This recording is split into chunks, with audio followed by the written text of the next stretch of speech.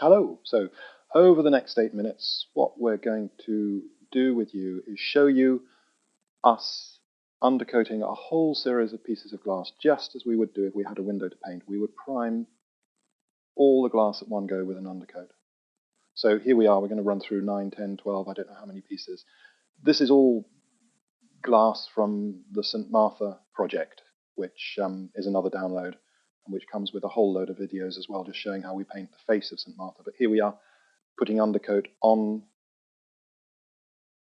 different bits of drapery, bits of ornamentation and so forth, hands, and pretty unrecognizable from the glass itself, but that's not the point. The point is here, you look at what happens on the palette, how we mix the undercoat, how we load the brush, how we shape it, how we apply it. Look at the arm movement and look at the brush itself. And while it's still wet, the undercoat, blend it from different directions. Look at the arm movement, quite vigorous. Handle the glass carefully while the paint is drying. There you see all the glass that we're going to undercoat.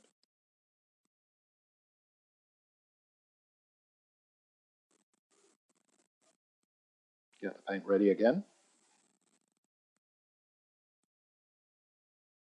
Load the brush on both sides, and we're away. Of course, we've cleaned all this glass beforehand.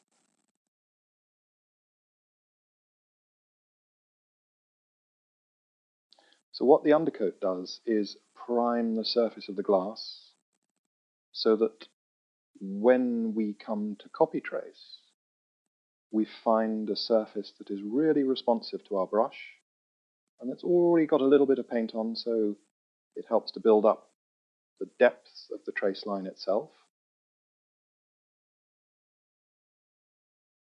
Much easier than painting on bare glass, and a lot of the time it's just not necessary to paint on bare glass.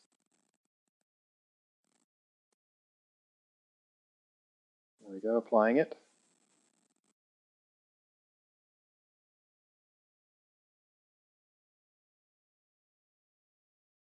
And blending. Obvious point, but I'll make it, that when you paint an undercoat, you need to know exactly that your Badger blender is to hand. So you don't want it over the other end of the studio or anything like that. You need to know where it is, preferably on the right-hand side as you see it there. David's right-handed, so you can pick it up immediately.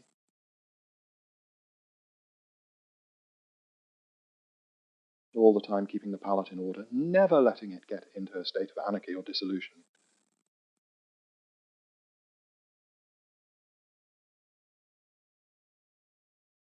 And you see how light this coat is.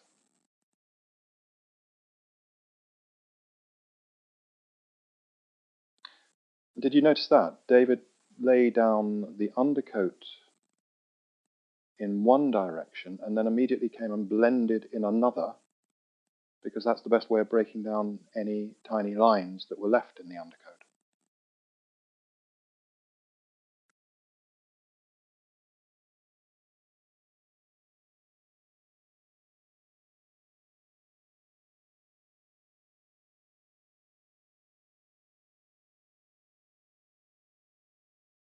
And we often talk about the fact that the undercoat is quite dry.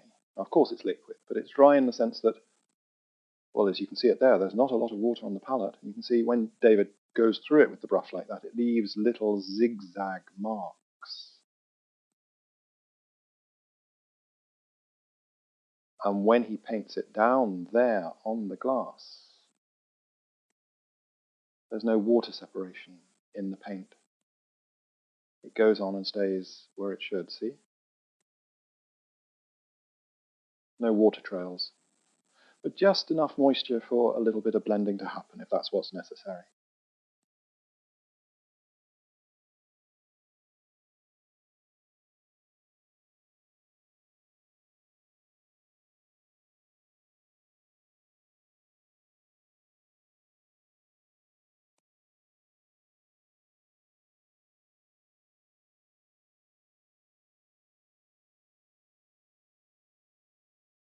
Now the reason we're showing you this is not that it It doesn't demand great skill, but it's a curious thing to paint an undercoat because our impression is that not a lot of people do it, and essentially also painting an undercoat is pretty much the same as painting an overcoat when you come to soften lines. So if you look at how the brush is loaded, how it's shaped, how it goes down on the glass, and then how it's blended,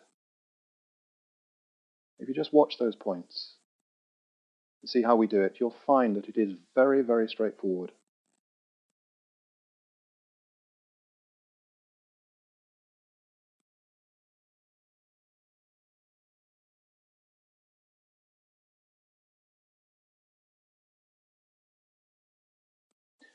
Just the tip of the brush is dipped in the water because the water is sucked up by the brush very, very quickly. So you don't want the brush to get over wet. There we go.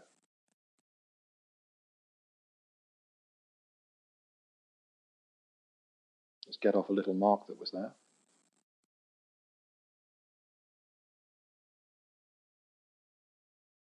And then blend. Break down the lines that were there.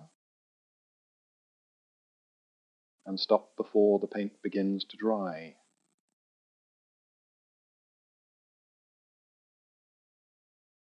Handle it carefully. You see all the paint drying now. Just a few more pieces to do. Tiny pieces, bit fiddly.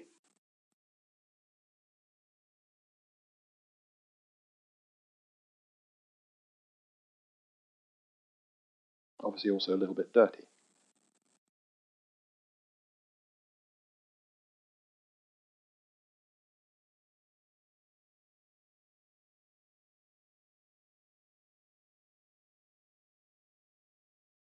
Keep the light box clean because otherwise wet glass can go on the wet paint can go on the underneath of your glass. It just makes it a bit messier than it should be.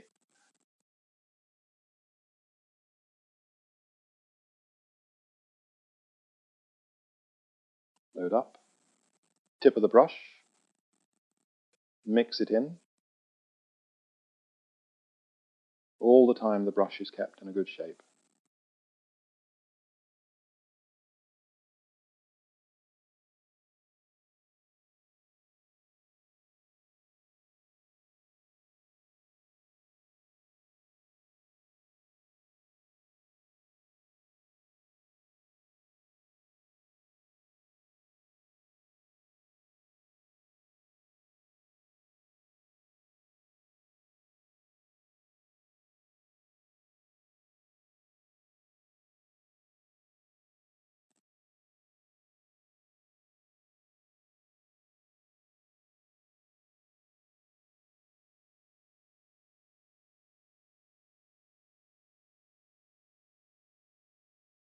Just getting little bits of dirt off the edge.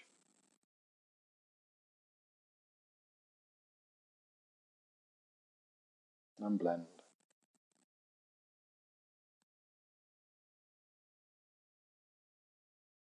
So, you see how to mix the paint, how to load the brush, how to shape the brush, how to apply the paint, and then how to blend it smooth with that wrist action. And there's the glass drying. So when that's dry, we can just go ahead and copy trace. And that's all for now. So thanks for watching. Bye-bye.